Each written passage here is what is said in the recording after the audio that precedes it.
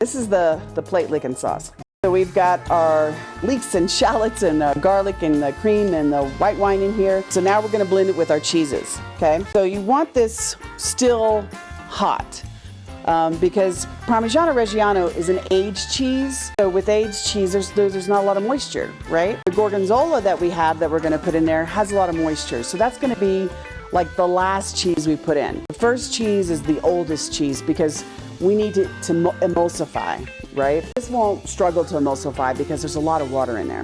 Again, finely grated Parmesan is the first thing that you want to use, okay? But first things first, the sauce is bubbling, so we're gonna add it in. And this is again where your blender is your friend, right? This will help with the emulsification.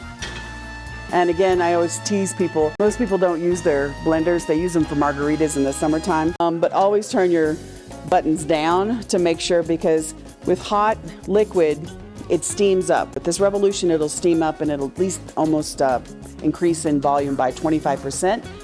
So you never want to fill past 3/4, especially if you're using hot liquid, because it will force itself right out over the top. And again, I always tell people, this little hole, this is exactly what it's for. It's for adding your food components in. So I always tell people, cover the hole, hold the blender steady, turn it on, then we're going to turn it up.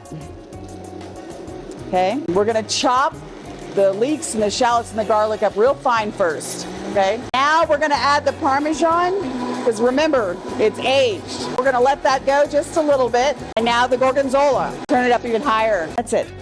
Okay, so we're going to take this down.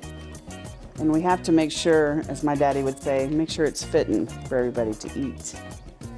We're going to get a little spoon. This is the plate-lickin sauce. You're definitely going to want to lick the plate after this. So we are going to put this back in there. There's really nothing in here, but we're going to put this back in here just to hold it and warm it if we need to.